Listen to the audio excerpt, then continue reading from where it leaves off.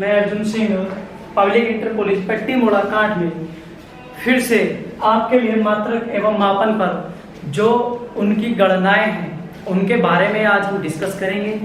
पिछली क्लास में हमने प्रतिशत त्रुटि के बारे में और हम कह सकते हैं भिन्नात्मक त्रुटि के बारे में हमने कुछ डिस्कस किया था। उनके व्यवकलन किए थे और वहां से उनके गुणन में विभाजन की त्रुटि भी ज्ञात की थी। आज हम इस क्लास को अगर हमारे पास एग्जाम्पल दिए जाते हैं प्रयोग करने के लिए, तो किस तरीके से हम क्वेश्चन को कर सकते हैं। देखिए, सबसे पहले जब क्वेश्चन आएगा एग्जाम में तो पता वो किस तरीके से पूछेगा कि कुछ वैल्यू दी गई होंगी और उसमें क्या करेगा, वो उसमें ये कहेगा कि वहां से जो तुमको डाटा दिया गया है उसमें प्रतिशत त्रुटि निकालिए। या फिर मैं कह सकता हूं कि उसको पैमाने से ज्ञात करने पर त्रुटि क्या हो सकती है।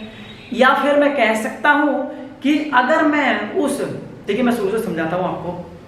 मेरे पास में कोई एक रोड है, अगर मैं उस रोड को यानी जो हमारे पास में एक रोड है जो छड़ है, मैं उसको कह सकता हूं कि मैं किसी पैमाने से उसको माप रहा हूं। अगर मैं उसको माप रहा हूं तो मेरे पास में कुछ प्रतिशत त्रुटि हुई। अगर मैं उसी रोड को वर्नियर कैलिपर्स से माप रहा हूं तो उसके जो प्रतिशत त्रुटि हुई होगी तो उसकी तुलना में कम हुई होगी जो पैमाना था। क्यों? क्योंकि हम पैमाने में 0.1 के बाद में भी संख्या लेते हैं, बस 1 के बाद में ले सकते हैं, ठीक है। लेकिन वर्नियर कैलिपर्स में पॉइंट के बाद 2 संख्याएं ली जाती हैं, इसीलिए उसमें थोड़ी सी कम त्रुटि हो सकती है। अगर हमें और अच्छे से अच्छी यानी कम त्रुटि निकालनी है तो हम किसी अन्य सुग्राही यंत्र की सहायता से उस त्रुटि को ज्ञात करेंगे। हम वर्नियर कैलिपर्स और जो हमारा स्केल है यानी जो हमारे पास पैमाना है उसको भी हम छोड़ देंगे। ऐसा छोड़ते हुए हम उसको अच्छे तरीके से जो हमारे पास सुग्राही यंत्र है उसकी सहायता से हम कम यथार्थ वाली त्रुटि निकाल सकते हैं, ठीक है। तो कैसे करते हैं, देखिए चलते हैं। किसी मापक यंत्र द्वारा ली गई माप में जो हमारी सबसे पहले यहाँ पर हेडिंग है वो क्या है, किसी यंत्र द्वारा या कह सकते हैं किसी मापक यंत्र द्वारा, ठीक है। इस तरीके से हम लिख सकते हैं।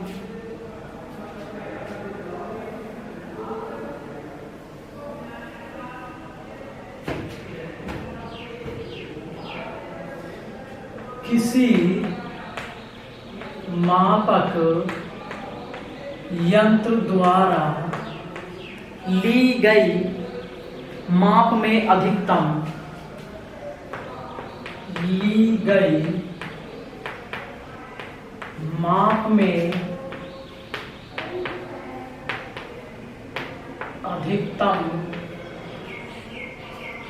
अधिकतम त्रुटि तथा प्रतिशत त्रुटि का आकलन।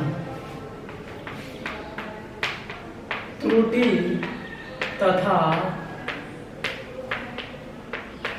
प्रतिशत त्रुटि का आकलन।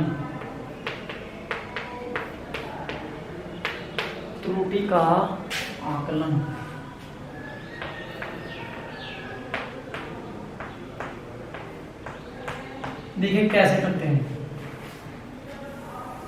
हम क्या करते हैं कि किसी प्रयोग में प्रयुक्त किए गए, हम ऐसे लिखते हैं क्या,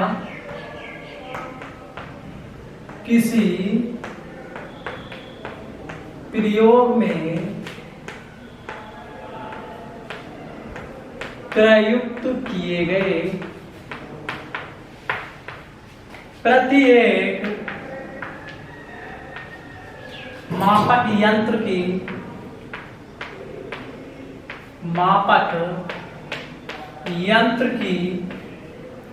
यथार्थता की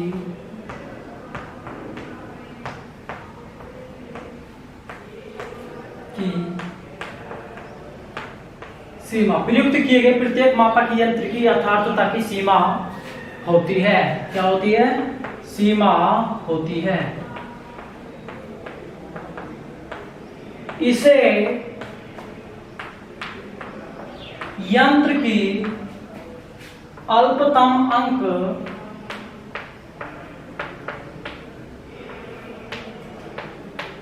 से ज्ञात कर सकते हैं या करते हैं, से ज्ञात करते हैं।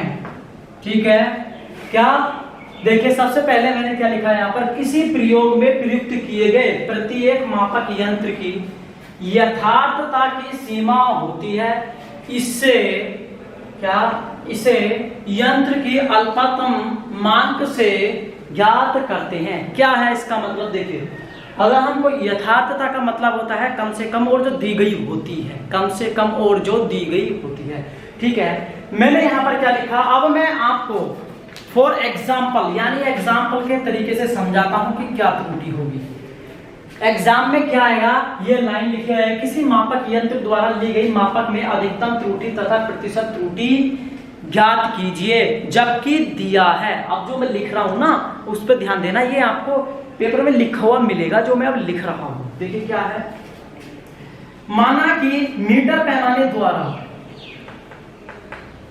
माना कि मीटर पैमाने द्वारा किसी छोटी छड़ की लंबाई, किसी छोटी छड़ की लंबाई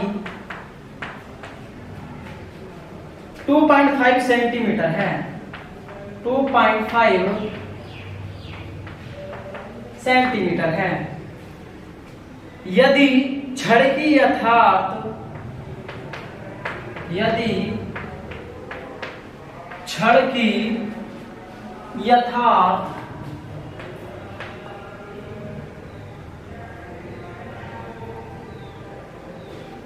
यानी एक्यूरेट वैल्यू, यथार्थ लंबाई 2.4 सेंटीमीटर व 2.6 सेंटीमीटर के बीच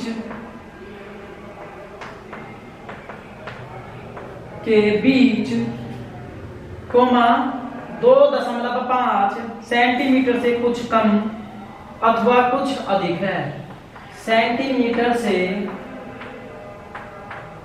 कुछ कम अथवा कुछ अधिक है।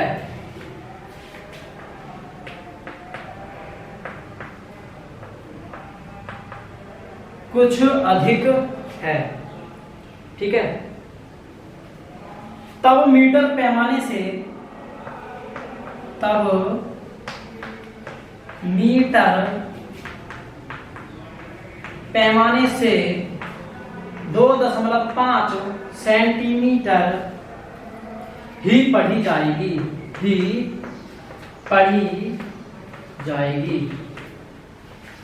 तब प्रतिशत त्रुटि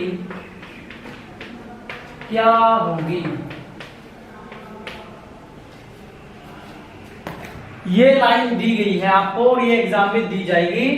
क्या कह रहा है ये कि माना कि मीटर पैमाने द्वारा, माना इसीलिए गया है कि हमारे पास पैमाने कई सारे होते हैं, कुछ अधिक सुग्राही वाले होते हैं, एक वर्नियर कैलिपर्स भी होता है, तो इसीलिए उन्होंने मीटर पैमाना दिया है। कह रहा है किसी छोटी छड़ की लंबाई 2.5 सेंटीमीटर है, यदि छड़ की लंबाई यथार्थ वाली लंबाई यानी 2.4 सेंटीमीटर व 2.6 सेंटीमीटर के बीच में है, 2.5 जो वो इन दोनों के बीच में है, तो मैं सबसे पहले क्या लिखता हूं, छड़ की लंबाई। अगर मैं इसका सॉल्यूशन करता हूं तो क्या लिखूंगा, छड़ की लंबाई, छड़ की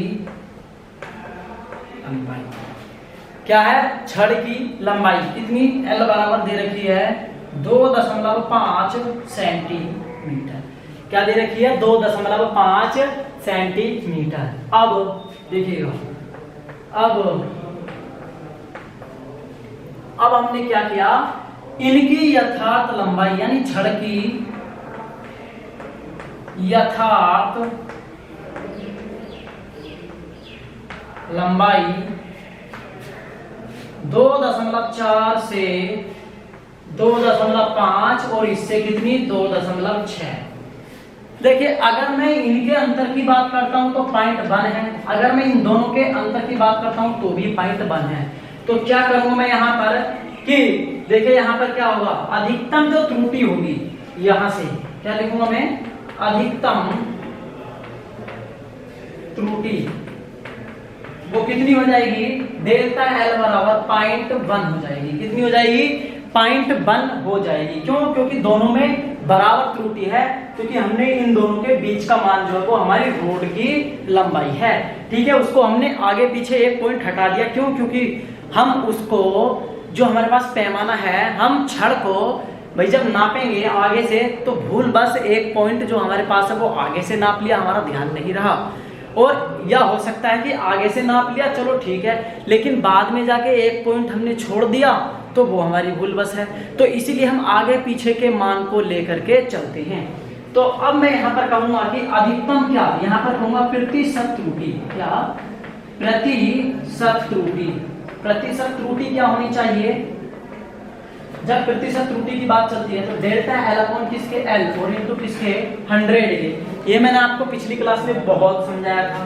तो डेल्टा एल का मान कितना है, 0.1 और इसका कितना है 2.5 किसके, 100 के। पॉइंट से पॉइंट गया, 25 चौका 100, 25 चौका 100।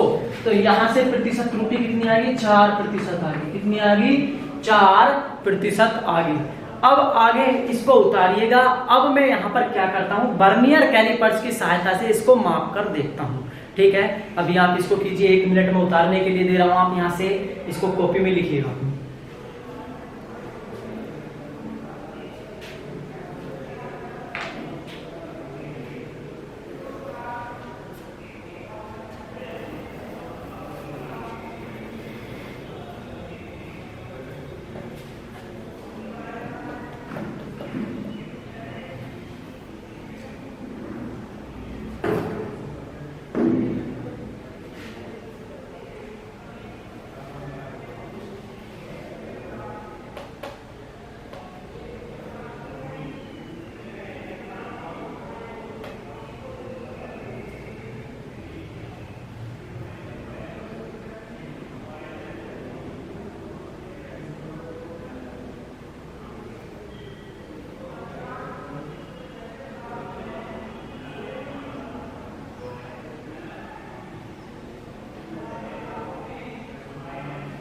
चलिए अब आगे चलते हैं।